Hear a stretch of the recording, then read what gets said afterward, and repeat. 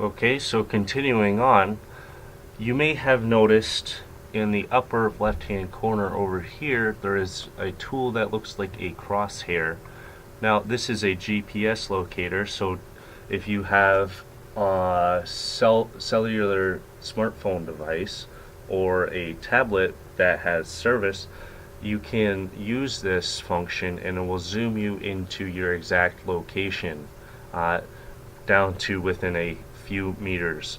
Now if you click this and you're on a desktop, you'll get this kind of error, and so this just zooms me to my general location, and as you can see, it is a very large distance and not really accurate at all.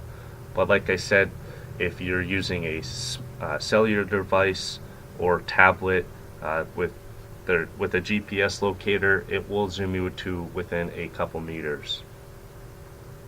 Now, unfortunately as well, this is one of those times you have to refresh the page. And so while we wait for this to load, okay, I'll go over some of these tools now that you also may have noticed in the quick E9-1-1 tools in the orange toolbox here.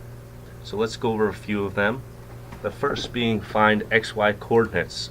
So if you do have XY coordinates, you can simply just input them in and it will bring you to that location on the map. So what I'm going to do is you have to choose your format. In my case, I choose decimal degrees. You then hit locate, type in your coordinates,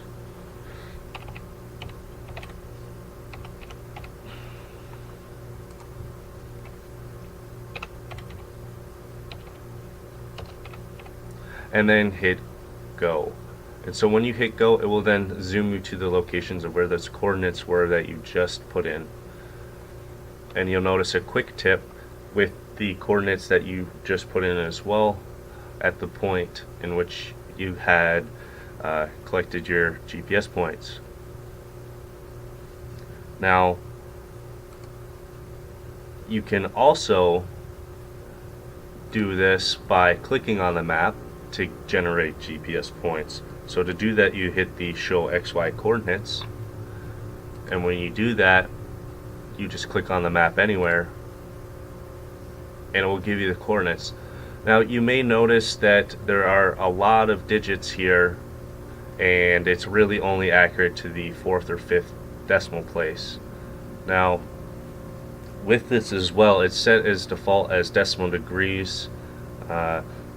So if you pick a coordinate point and then try to import it in later, you have to choose decimal degrees as the coordinates you want to enter.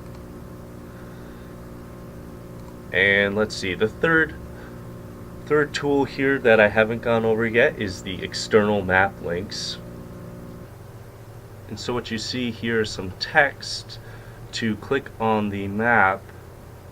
And so let's click on the map, and you'll notice a little maroon or red dot, and this is a GPS point in which if you click on Google or Bing Maps, will bring you to that exact point on their website.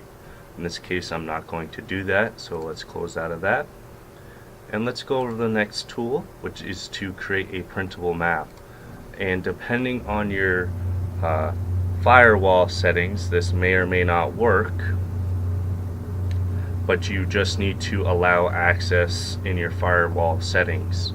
So in this case, I'll choose 200 resolution, and I want to keep the current scale, and I'll use a PDF as well. And unfortunately, we only have it 8.5 by 11 so far. So when I hit print, I've already allowed access, and so I will get a separate tab on my web browser with that PDF and all the specs that I just put in. So here it is, and it'll give you the scale bar, and it will have all the Vermont official symbols. So let's close that, and unfortunately this is one of those times in where you have to refresh the page, and we are aware of that is a bug we are trying to get fixed here soon. And finally, the last tool is the report a map error tool. So before I go over that, let me go to an address.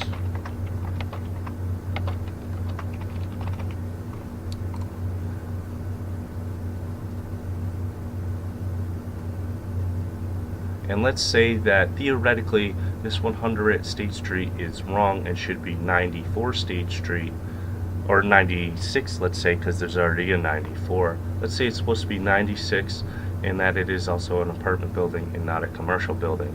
So let's report this error. And why am I filing this report? You choose the one that you desire, so I say incorrect address, and let's say 100 State Street is supposed to be 96 State and is also complex. And this contact information is optional, however, it does make this process go easier, and we do respond to you as well.